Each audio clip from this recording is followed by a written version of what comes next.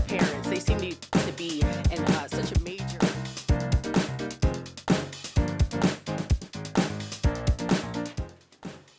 Hi, and welcome to the BMore podcast. I'm Arica Kane. Today, we are here with a special guest, Ms. Arica Gonzalez. She's here of the Urban Oasis, and we want to learn more about exactly what the Urban Oasis is about, why Baltimore needs it in the community, and how people can help to keep the Urban Oasis operating in the community. So welcome. Hi, thanks so much, Arica. Yes. So just let's get right into it. Break it down, the Urban Oasis. Okay, how do we jump into this? It's actually a big thing. So we're a nonprofit community organization. We're based in the Panway community in West Baltimore, which is part of Greater Mondawmin. The Urban Oasis. We could say it's like a community development group, but I feel like it's so much more than that. Really, it's an initiative for us to understand the value of the people of a place and to conform a place to match the beauty of the residents that live there. Okay. So ultimately, we're trying to see if we can create this community model that allows us to generate capital, circulate that capital while empowering the residents of the community, and to allow that model to serve as a standard for other minority communities, not just within Baltimore, but across the nation or in any major city. Can we set a standard that shows care for community on display and what that looks like as we're developing and thinking about community development initiatives? Okay. And tell me more about the Urban Oasis Onsite, the location, where it is, the neighborhood it's in. Sure. Okay, so it's in Panway. We have a lot, which is where a lot of our activities are hosted. It's at 2131 North Dukeland Street. We call it the lot of the Urban Oasis, which is kind of funny. The Urban Oasis has different sectors, and we just call each sector what it is. So we have the lot, we have the alley, we have the Oasis, but what we're constructing there is sort of what we call it, right? And so if you were to meet us at the lot, you'd see a community stage. These were sites that were overgrown and neglected for decades. Okay. When we think about what vacant lots might look like in West Baltimore or Baltimore in general, we usually think like rat infestation, illegal dumping, drug dealing, needles, depravity. Everything you can think of was happening in this space. And we said, what happens if we cultivate this space not to accommodate those things, but to accommodate it for the people who live here? And so we did what I believe is the most basic thing a community can do. We mowed the grass. We put up a community stage. We said, okay, now that we've cared for this space, what is the life that needs to be poured into this place? Because we know if you develop infrastructure, but you don't develop programming, if you develop the place but don't make development for the people, then you're going to fall right back into the old systemic things that were happening in the past. So we were like, what do the people here need? We need outlets, we need resources. And that doesn't always mean just getting health screenings, although those are good. That doesn't always mean just giving job fairs, although those are good. That also means room for recreation, room for peace, room for play, room for growth, room for creativity. Could we provide that space that encompasses the whole being of what we desire for ourselves and for the residents of our community? And so now we have this community stage that's out there, and we're filling it with concerts and outdoor movie nights and puppet shows, and you name it, we have a space to accommodate it. And that's the idea behind the Urban Oasis. It's not that we've created this box of, we made a space and this is only what can happen here. The space is designed to accommodate humanity. So as we dream, can the space accommodate it? If the space can't, then something's wrong. Let us readjust this space, right? Because we need to make room for humanity, not humanity make room for a space. And I think that's what was happening when we first started. We found that we were humans trying to make room for ourselves in a space that was not big enough for us. It was run down. There were too many vacancies. There was too much blight. And we could no longer feel comfortable trying to adjust ourselves and our lives to fit into this space that could not hold the brilliance and the beauty of the people there. Right. And so what does it look like when we do make room for us? So this is what the Urban Oasis is. Just transforming spaces into useful and beautiful places. It reminds me of a movie that's like one of my childhood favorites, Women of Brewster Place. I don't know if you're familiar, but in this movie, there is a woman that wants to make a change in the community, and she's trying to do it through the youth, and she wants to put on a play, A Midsummer's Night Dream, and she's just trying to take whatever resources that she can have to put it together, get the kids involved, get the neighborhood involved, just to make something beautiful, just to get the kids and the adults adults excited to see art, just transforming what's usually so drab and dull into something beautiful. It's you should check it out if you haven't seen it. It's one of my childhood favorite movies, but it's giving me all the feels right now listening to this, the story of the Urban Oasis. So Arica, the teens in our program are going to be so mad at you after hearing this because now I'm going to have them perform Midsummer Night's Dream. They're like, stop giving me ideas because it's going to happen. Good. Okay, then I have to come. I got to come and support. I'm coming out. Seriously, I would love that. Wonderful. So the lot, which is super exciting. The alley. The alley. So the alley started, and actually, so we have to take it all the way back. Here's how we felt that we had permission to begin dreaming about our community space and being the developers of our community, right? So in 2015, we were visited by a representative from Department of Transportation's Alley Gating and Greening program. So this program stipulated that different blocks within different communities throughout Baltimore City could enter into a lease agreement with the city to be able to gate and green their alley corridors. Okay. A lot of the examples of this that were shown to us were of smaller blocks, maybe 10, 15 homes on a block, and a lot of them maybe were trying to do it for safety purposes, so putting up gates so that you could monitor who was coming in and out of the alley or to stop dumping, all of those things. But each block is responsible for getting the funding and really pursuing what they need to transform the space.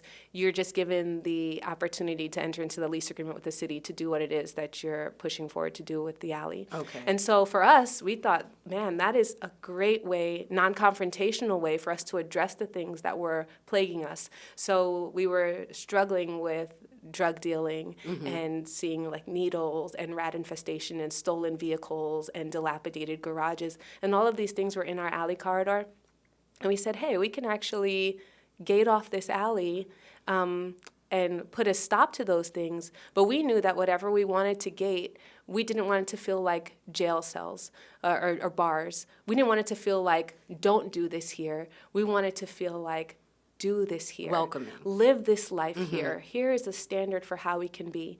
And so instead of just a regular gate that says, don't come here, our first gate to the space looks like a tree with a sunrise behind it that says the Urban Oasis on top of it. So when you enter through, I always joke like with our architects and design companies, whenever we create a space at the Urban Oasis, I want you to feel like once you've passed through, you've entered Narnia. You've entered this world where anything is possible. Yes. And does this reflect that? Does this space show that you can come here and dream? You can come here and be still. You can come here and move. Does it show that you can come here and be as a person, right? And so we're currently developing the alley. So now this space that was just overgrown grass and weeds and dilapidation now has string lights and planters and this beautiful gate. And we're working on the construction of this 12-foot wide, 7-foot high library system so that we can begin hosting field trips from our local elementary schools. So groups of kids can come and they can interact with this library where it can help boost their literacy scores and they can feel like they can interact in their own community, in the environment outside of a school building, right? Coming and taking part in our storytime programming, which right now is completely virtual. So if you go on our website, theurbanoasis.org, plug. Yes. If you go on our website, anybody can go to our storytime segment and hear a virtual story read to them at any time. And so we're like, well, what happens if we put that in our alley corridor? So we're working on installing interactive kiosks within the alley so that at any time of day, if there's no one there to read a story to a child, they can go to the kiosk, select their book, sit down on a bench, and hear a story read to them any time of day. Wow. And so thinking outside the box, using modern technology and the benefits of modern technology to grow us, right, to help us to think, to encourage our youth, because ultimately this will be their inheritance, right? The things that we're building here, I can't say it's going to be for our generation, right? It's going to be for the generation after. But if we can begin to teach them how to think and how to prepare, if we can begin to teach them how to grow and that these things are not only acceptable but also encouraged, live this way, freely be creative, push forward in these dreams, and there is a space that will accommodate it. And if you didn't find it, you can make it, right? And so giving them that opportunity. Yeah, Yeah. that's awesome. And you mentioned Narnia, by the way, which is another play I was in, so I'm just Yeah, throwing okay. that in there. It's a good one. Now, we talked about the lot, we talked about the alley, the Oasis. Oh my goodness. So the Oasis and the alley are connected. The Oasis space in the center of our alley, so we have this huge alley corridor, right? It has 5 separate entrances to it, and at the center of this alley were dilapidated garages. For decades, they had just been sitting in disrepair. I believe some of the older residents said that it used to be a warehouse. I don't know if they were fabricating something out of that, maybe like a textile company. Okay. But it wasn't used anymore, and it had been an eyesore and a danger to the residents for decades. And so in 2019, we had those demolished. The city helped us to demolish those garages. And so currently, that space has been converted into a walking garden. And so we've turned it into a garden where you can come and you can sit and just enjoy nature and the beauty of it, walk through this path. Last year, I believe, we had volunteers come out and build benches so we could sit there, and it just has like a little shed that holds all of our tools and things for our Oasis Teens environmental program. These are the kids who actually do the hard labor of putting these things in the ground and planting the things that bring life to the space. Yeah. And so it's just a space for life. This is temporary because in an ideal world, the Oasis would become our main green space where we'd have a theatrical stage put in. So everything that's happening at the lot will eventually move over to the Oasis space. So we can have like ticketed, gated events there, because ideally we'd love to host professionals, celebrities. Like imagine saying, hey, you know what, I really want to hear my favorite singer perform. Oh, they're going to be at the Urban Oasis on this day. I'm going to come out to the Urban Oasis, and I'm going to be in the heart of Baltimore's community listening to my favorite celebrity singer, right? So I know we're talking about the Oasis, but I'm sort of jumping back and forth because the lot is currently in its stage of transition where the lot is going to be turned into something magnificent. Wow. I don't know if we should jump into that right now, or if you want to give it just away lead me just there. yet. Yeah, unless you want to lead me there. But that's where we are right now. So what the Urban Oasis currently is not what it will be, right? It's constantly growing, and it's adapting with us, and it's moving with us and growing with us as a community. But what it will be, I think it has yet to be seen, right? And so we're thinking, okay, what do we desire now? And how can we use what we have currently to push the limits of our desires, right? And say, okay, this can accommodate this, let us push for this, right? We have a stage. What can we push for with the stage, right? We have a walking garden. What can we push for with this garden? We have an alley. What can we push for with our alley? And how does it become more than an alley, right? How does it become more than a walking garden? Oh, programming. And I think to think in this way, it really taps into your worldview, right? You have to really sit and think of, what do I feel about myself and the people around me? Because if you don't feel this way about yourself, and you don't feel this way about the people of your community, you will not pursue these things for yourself or for the people of your community. And so I think it's a challenge for us as a society, really, as people, to say, what do we really believe about one another? What are we deserving of? And are we willing to push forward for those things that should be our right? Right? These are worldview things, right? Yeah. How do we view the world around us, and how does it affect how we treat one another? Right. And so that's what we're really tapping into here. These worldviews and seeing inconsistencies with what people say and how people perform, right?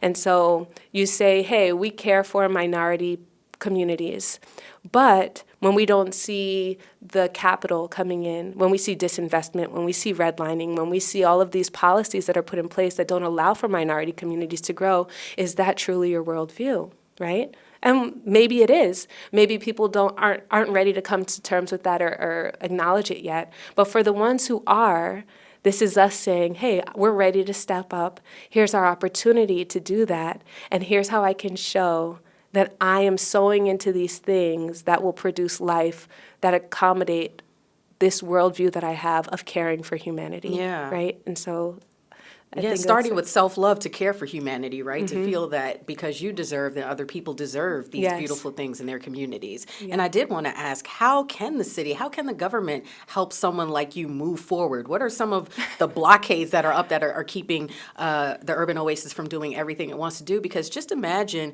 if there are so many unused or underused, dilapidated parts of the city. We know about the housing situation, but like you said, lots and vacant spaces. And imagine if everyone had the wherewithal to turn and transform all of these vacant spaces. But how can the city and the government here help to make an incentive? I have imagined it, what it would look like if each neighborhood was empowered to actually do what we're pursuing, right? And so it might seem overly simplified, but from my experience, the greatest thing we could have as a community is money. And I know that seems really simple and kind of surface level, but the truth is, without financial backing, you cannot push initiatives forward. Financial backing pushes dreams forward and stifles dreams, right? Or can stifle dreams without it. And so I can say, hey, look, I have this idea, and it's a wonderful idea, but if somebody else with the money for their idea steps in first and says, actually, I have an idea too, and here's my money, and I'm moving it forward, they stifle or they can supersede the original idea, right? And so when you give communities money to match their vision, then you've empowered the vision, right? And I think what a lot of minority communities are struggling with is access to capital. And so lately, I will say I've noticed this trend. Hopefully it's not a trend, but like an uptick in many organizations and even government agencies saying, hey, you know, we are pushing for equity and we need to operate from an equitable lens. This is wonderful. I 100% agree. Okay. But we also have to look at the limitations to this, right? I almost feel like there are some things like, I don't know if I'm remembering like my high school history classes, but grandfather clauses. And I don't know if that was like when you were voting back in the day. It's like, oh, everybody is allowed to vote if their grandfather could vote, right? And so if your grandfather could vote, you can now vote. And this is for any race, any people, any class. But what did it do? It kept people who were enslaved from voting because their grandparents couldn't vote. It kept the poor from really voting because their grandparents couldn't vote. And so you see these dynamics where on the surface it looks good and it looks like, oh, you're creating more access when really you're just maintaining the status quo, right? And so I think we need to be mindful of that as we're moving forward. You're going to have minority communities who traditionally were not given access to certain things or access to capital. And now we're like, okay, you can access this capital, but here's your grant request that you have to, the application you have to complete. Well, I've never written a grant before. Oh, you can write a grant, but just get a grant writer. How much does a grant writer cost? Okay. Well, you need access to these statistics, which means you have to make sure you have internet connection. You have to make sure that you have a physical address if you want to create a nonprofit organization. So you have to be established in a place first. And all of these things really go back to legacy of capital and legacy of stability.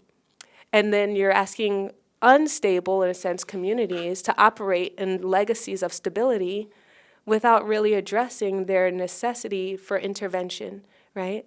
And this isn't to say give a handout. This is to say be mindful of how what we're pursuing affects the people that we say we're trying to help, right? And so for me, I would ask my government officials, okay, if you say you want us to grow as a community, we need financial capital to do it. We don't have the financial history like our older counterparts can prove, right? So we don't have this financial history, but you won't give us the money unless we can prove that we have the financial history. Right.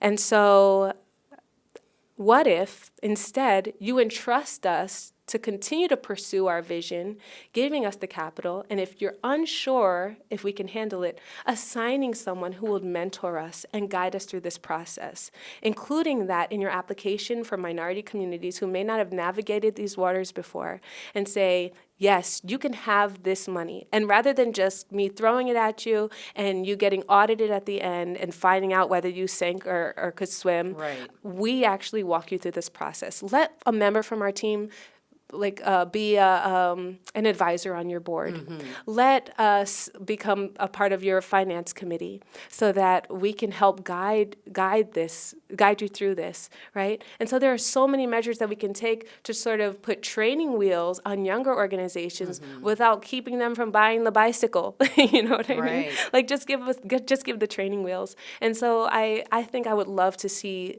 that kind of equity where it's entrusting Black communities with Black communities, right? And giving the financial backing that shows that we're being trusted. Yeah. You know, and the support that can come along with that. Absolutely.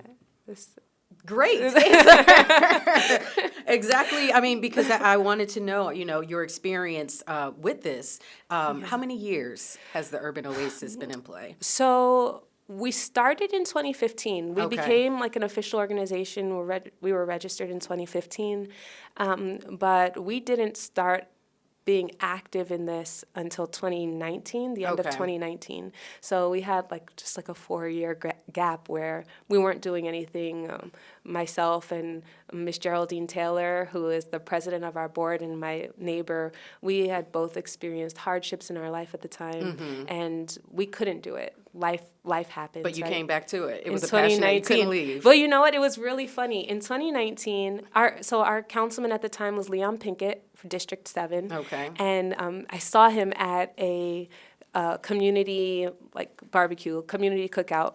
And he came up to me, he was like, "Oh, Arica, how's the Urban Oasis? I remember you had this project that you wanted to do. How's it going?" And I'm like, "Oh, yeah, we were doing that, I was right? doing that. How is that going, you know?" And so I went to Miss Geraldine. I was like, "How are you feeling?" And she's like, "I'm okay. How are you feeling?" "I'm okay." I'm like, "Do you think we could do this?" "Yeah, we can do this. So let's hit the ground running." And we did it. I talked earlier about the alligating program. So that's how it started. In order to move forward in that program, we had to collect 80% of homeowner signatures, and we had to raise all of the funds. 80% might not sound like a lot when you have 10 homes on a block, but we have 50 homes on our block. The majority of our homes were vacant or absentee landlords, and we had to account for all of these homes. And we just pounded the pavement every day, door knocking, every day going out and doing what needed to be done because we knew that the fruit that would be produced would be worth it in the end. And so if anybody's watching and they find themselves in a similar situation where they feel like, man, this is harder than I thought it would be. It's harder than the models and the examples that they had shown. I just want to encourage you, you can do hard things. You can totally do hard things. They are not impossible things. They're only hard, right? And so we got it. We collected those signatures, and it only took us a month and a half, 2 months maybe. We got those signatures, and we entered into the lease agreement. Wow. And that's how it started. But yeah, it wasn't easy. Yeah, well, it's funny. You mentioned the timing. You had some hardship, 2015 to 2019, and then you guys pushed through And then it blew up. 2019. But talk about hardship. Unbeknownst to you, a pandemic was on the horizon. Yeah. And you guys were still able to push through that. You know what? I feel like everybody was like, "Oh, the pandemic slowed so many things down." But for us, it just revealed so much. It revealed the work that needed to be done, right? Because the pandemic showed us, hey, you can't be in proximity to one another anymore. But if you go outside and stay socially distanced, you can enjoy the fresh air outside. But we couldn't. Yeah. Our lots were vacant and overgrown. There was so much depravity that we could not even function during the pandemic. We didn't have balconies on our homes and rooftop decks, and we didn't even have a green space. Our parks are closed down. Both Druid Hill Park and Lake Ashburton they are closed down simultaneously. Both of the major parks in our community. And now we have a generation of kids kids. My eldest are both in high school, and their entire childhood, they could not visit and walk around the reservoirs of either Druid Hill Park or Lake Ashburton. Wow. And what does this do for a community, right? It could make us crumble and say, hey, this is just our lot in life. This is our fate. Or we could do a socially distanced meal together, which we call Sunday dinner. Okay. During the pandemic, for the Urban Oasis, we knocked on our neighbors' doors and we said, hey, we can't get together and hang out in each other's homes, but at 6 o'clock, the first Sunday of every summer month, let's pull our dining tables out to our walkways and let's just eat a socially distanced meal together. Mm-hmm. And we learned each other's faces and we learned each other's names and we saw each other during the heart of the pandemic. But to really see each other and see the families and see the lives that were living in this community and what was being built and saying, oh, this is it. This is good. This is why we're pushing things forward. This is why we need this programming. This is why we need this space, right? And so that was a beautiful opportunity, a beautiful moment. Yeah, that was so important at that time. Recreation, just to be able, not just for the kids, for everyone, to be able to get out in some fresh air, green space, with being locked down. People, elders, people being alone. That was just so important for your community to come together to let folks know, hey, even if you're alone, you're not alone. That's right. We're here. We're all here together. Right. We care. We're going to check on each other. Wow. So many people needed that. Absolutely. At that time and did not have that. Absolutely. So that's what really encouraged us, that we were creating stronger connections, emotional connections with each other as neighbors during that season. And so now we all have each other's numbers and I can tell you all the names of the kids on the block. Yeah. So the pandemic kind of fueled absolutely the Urban Oasis. Absolutely. Yeah. And then we were able to bring in mobile vaccination clinics so that we can make sure the residents of our community were vaccinated, that they didn't have to leave the community for those things or try to find an Uber or something to get to where they needed to go to receive this basic amenity. And so, it really did help us. Yeah, and bringing it back to city support, once you guys took off, what has the support been like? Or what have the resources, has it been helpful? Absolutely. Okay. I mean, absolutely. I feel that it has definitely been helpful. I told you, the city helped us to demolish the garages in the Oasis. The city has helped us with funding, so we've been able to get a lot of our planters and pay the stipends for the teens of our Oasis Teens Environmental Program. The city has really helped us in forming all of these things and making sure that they remain. And so I just want to keep pushing us. I feel like we shouldn't just settle with that,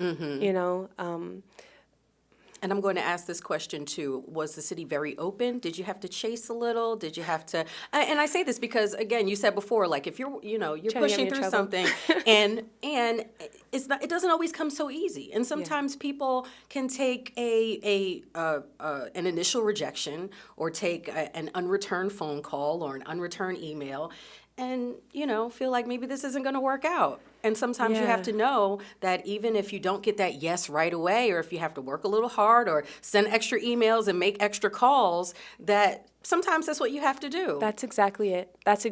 You said it for me. And so I think, like every other entity, people can be stretched. Mm-hmm. And especially during the pandemic, we were all put in positions that we had never really been in before, right? And so I think the city was also trying to figure out how to operate when they were not in their offices and everything was being, operating remotely. Mm-hmm. And so people are navigating that. Lives are still being lived, right? And we like to think of all of these agencies as machines that should just do when they're supposed to do, how they're supposed to do. But we're humans. Yeah. It's created by humans. It's fueled by humans. It's powered by humans.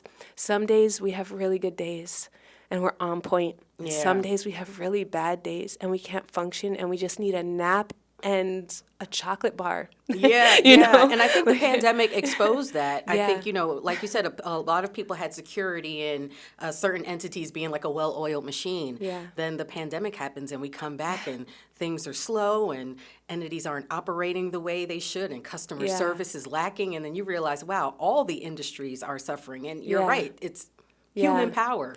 But, I wanna stress this. So my personal beliefs, I'm a Christian. These are my personal beliefs. It's not the beliefs of the organization, but I do operate and have my thinking sometimes on these like Judeo-Christian principles. But a Christian principle that I really believe in is this idea of us being a body, right? And so the body, even though it's one, has many members. And keeping this thought in mind, I keep this thought in mind that, if everything wanted to be the eye, if the ear said it wanted to be the eye, where would the hearing be, right? Or vice versa. If the eye was like, oh man, I'm whack because I'm not an ear. Like, yeah, but how are we gonna see? Right. Yeah. So like looking at it from that perspective, and whether it be city agencies, state agencies, local agencies, private donors, our residents, each of us has a part in this body, in this world that we're creating. And we give of our portion, right? And I say, this is what I have to offer. I'm Arica, this is what I offer, and I'm going to pour all that I have to offer in this. Yeah. You don't have to worry about being Arica. You're Arica, Right. You give what you can, Right. because there is no other you. Right. And your portion is so necessary to building up this entire body, to building up this entire vision. We need you, and we need your portion. Yeah. And so I would really like to stress that the city has its portion, and we can't function fully as the body without the portion of the city. Yeah. We can't function fully as the body without the portion of the state. We can't function fully as the body without the portion of our residents. And each of us has our place, right? Not one being greater than the other, but all being necessary. And when we work together, now we're moving, now we're operating, now we're functioning. But we need to get on that page, I think, still, where we're working together and understanding that it's taking all of us. It takes all of us to do that. Yeah, absolutely. You're a mom. Yes, I am. I'm a mom also. You talk about the children and the future. Tell me how the children have poured into the Urban Oasis. Oh my goodness. The children are the Urban Oasis. Yeah. I'll say so. Oh my goodness. How do I start?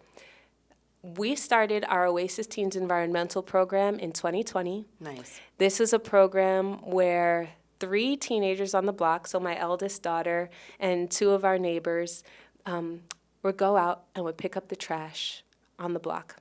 And we got the idea, too, because of the city. The city has a program called BMore Beautiful. Okay. And so they have a Say Yes program that would give stipends to teens to pick up the trash in the community and to help beautify the community in this way, or care for the community in this way. And so we got, I guess, the infrastructure or the structure of our program from that, from the city program. So it started out with 3 teenagers, and they just walk around the block. They'd pick up the trash. They'd plant some trees and some flowers. And as they walked around the block and people were noticing, oh, it looks pretty good out here, right? And then they'd see some friends and another kid, hey, what are you guys doing? No, we're here with the Urban Oasis. We're with the Urban Oasis. We're just picking up trash. It's looking good. Oh, can I do that? Yeah, you can do it. So three kids the first session. The next session, oh, we have 10 kids. Okay. The next session, oh, we have 15 kids. I think we need to stop at 15 kids, guys, because we really want to pour into these kids as well and like really encourage them, because they're going to be future leaders. So they're going now, and not only are they picking up trash, not only are they planting trees and flowers, they're creating signage, they're creating posters and flyering the community. Wow. They're traveling, so we took them to New York twice. They've been to Manhattan. They've been to Queens. We've taken them to Washington, D.C., because these kids are going to lead the world. They're going to. All that we're building is for their inheritance, right? And so I can't expect them to lead the world if they've never seen it, right? And so now we're making plans to hopefully take them to Cuba in December. I love it. But the idea is that they're going to these other communities and other cities and seeing what they've done with their green spaces and gleaning from that and saying, what can we apply here in Baltimore, right? So how do we take everything that we've learned from other cultures, from other places, and is there anything that would be of benefit to us? I can't remember who I was speaking with, but they were talking about this idea of groupthink, right? And what happens with groupthink. And groupthink is common. We all do it. When you're around people who are like you, and that's all you're around, you tend to think the same way, behave the same way, agree on the same things. And not that that's a bad thing, but it doesn't leave you open to have other experiences or to know or understand different perspectives, right? And so now it feels like with the creation of the internet and all of this accessibility that we have, the world has become a little smaller, right? Because now we can literally call someone on the other side of the world. You know, we can take a few hours and fly and be in another country. And I can have a meeting in Florida and then the same day come back to Baltimore and then go to New York the next day. Yeah. Like, I've been up and down the East Coast, you know, and all of this has just made our world so smaller. And you think, okay, what are we learning from then? And how do the kids process the way that they're internalizing the world? Can they think beyond this block that they've grown up on? Can they think beyond the culture that has just been shown to them, right? Celebrating our culture. I don't believe that anyone needs to discard their culture. I believe there's beauty in every culture. Absolutely. And it should be celebrated. But I also think that we can glean from the things that other cultures have learned already, right? And we can say this shows benefit, right? Why do the people in this culture live so long? Why are the people in this culture so healthy? Why are the people in this culture so affluent? Why do they have these resources? How? And we can learn from these things. We don't have to just stay in our bubble and say, well, this is what was given to us, so this is our culture, and this is where we must always stay because somebody has placed us here. You get it? And so our kids, I think, will be a generation coming up after us who will have experiences and will have been exposed to so many things. And we can begin to really direct them and guide them as an older generation, as their mentors, and say, hey, you're living this life. These are the things we've learned from our experiences in life. And now I want you to take this and I want you to grow it. But we want to show you how to grow it in love. We want to show you how to grow it in integrity. We want to show you how to grow it with knowledge. We want to show you how to grow it with creativity, right? And strength. And I want you to be confident as you walk in that. And so that's what we're preparing for them. Those are key words. Yeah. Love, integrity, knowledge, creativity. Yes, absolutely. So you're a Howard grad. Yes. Like myself. Yes. You're born in New York. Yes. So was your experience at Howard what brought you to Baltimore eventually? What made you land in Charm City? Oh my goodness. You know what? I really feel it's divine intervention. Okay. It's always divine intervention. Let me tell you. Okay, so I'm born and bred New Yorker. I'm from Queens, born and raised. I ended up going to school in D.C. at Howard. My parents were a really close-knit family. So my grandmother was with us in New York, and she had helped to raise us. And she was like, you know what? You are off to college now. Let me go down to Maryland to help raise your cousins, because I have younger cousins that are here in Baltimore. I know. The job doesn't stop. It She's doesn't. like, listen, I got more stuff to do. I got more babies to take care Let's of. raise them all up. Raise them up. Wow. You know? And so my parents were like, well, why are we in New York by ourselves then? Let's go down to Baltimore too. So my parents ended up moving to Baltimore first while I was at Howard. And so I was really mad at them when they did that. I was like, Ma, we're New Yorkers. What's going on? Yeah, it's a hard transition. It's a really hard transition. But, you know, it was so funny. I've always prided myself in being where I'm from, being from where I'm from. You know, it gives me great joy. It gives me great pride because I feel like it's shaped who I am, right? I don't want to dismiss that. So I would always tell everyone, yeah, I'm from New York. I'm a New Yorker. Arica, I just found out my grandfather is from Baltimore. Let me explain this whole story to you. Okay. His name is Harry Carroll. His name was Harry Carroll. He passed away when I was 3 years old. And I didn't know that he graduated from Douglas High School, which is the high school right in my neighborhood, only a few blocks from the Urban Oasis. Right. He graduated from Douglas High School. I found this out maybe a year and a half ago. And I said, wait a minute. So he was from Baltimore. He left Baltimore. He ended up going to New York. He became the first black commissioner for the Board of Standards and Appeals for the city of New York. That means nothing was built in all 5 boroughs of New York City unless he signed off on it. Wow. Right? This is big. And I say, he left Baltimore to build New York, and I left New York to build Baltimore. Wow. And I feel like it's my birthright to do this. I feel like it's my bloodline to do this, that I'm just following the example of those who came before me and operating in a way that they would have approved, building up our home, building up the space that we were birthed into, right? And saying, what can I do and how can I just pour out my portion on this space, right? And so it gives me great joy, and I feel like it's such an honor to be able to build up my grandfather's home. Wow. And so to know that this is my children's home, this is his legacy's home, right? My husband and I have 4 children, and they're Baltimoreans, you know? Yeah. They're from here. And the pride that I want to see instilled in them, like the pride that I have of being a New Yorker, that my children are proud to be Baltimorean, like their grandfather who built New York, right? Yeah. And so, yeah. Well, we're glad to have. Welcome back. Thank you. Thank Glad you. to have you Homecoming. back. Thank you. So with the Urban Oasis, because you have the Summer Sound Series. Yeah. That's an annual event happening. So many things happening. So what is on board for 2024 and beyond for the Urban Oasis? Oh, my goodness. The Beyond, we can all build that together. So we'll talk about that Okay. together later, right? But for 2024, all right, here are the standard things that we can expect for 2024. We have our first annual Love to Life fundraiser event. It's a cocktail fundraiser happening on April 5th at Coppin State University in the Nice. Tawes Center. That is going to be a beautiful event. We'll come together and we'll learn about all the aspects of the Urban Oasis, and you can take that opportunity to give financially to continue this work that we're doing. That's one. We're hoping to have our first ribbon cutting ceremony in May Okay. for the alley. Nice. So that we can really open it and reveal our library and get the children coming out for their field trips in that space. Also in May, we're going to host a community 3K fun run / walk at the Maryland Zoo. And so that's going to happen on May 3rd, where the community can come out, and we're just going to walk. It's a little less than 2 miles, I believe.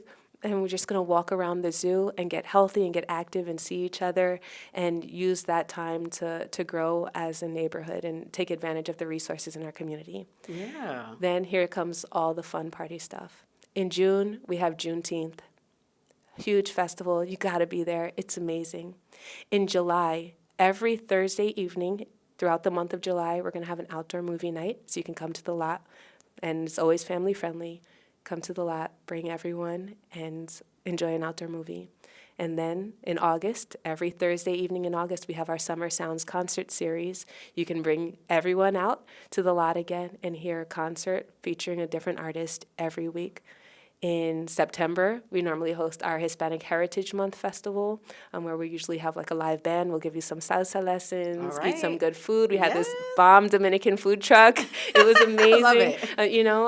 And then October, Harvest Festival, usually the last weekend in October. And then November, our community table Thanksgiving dinner, which is a tented Thanksgiving dinner out on the lot featuring a live band, a dance floor, and we're eating our meal together as neighbors. And then Yeah. December, our holiday festival, where we're going to just enjoy good music, good people, being together for the holidays. Nobody has to be alone during that season. Yes. And so that's usually what our year looks like, and then we can fill in all the in-between with all of your talents and treasures. And so, Yes. yeah. I love it. You're prepared and ready, and you guys are busy. Oh my goodness, so busy. Yes, I love so the busy. And and I love it that this is all stuff that I want to be a part of Come it. I want to on. be there. Yes, it sounds like it's going to be fun, and I want to be a part of it. Arica Gonzalez, thank you so much for bringing your talents, your gifts to Baltimore, your drive, continuing your grandfather's legacy.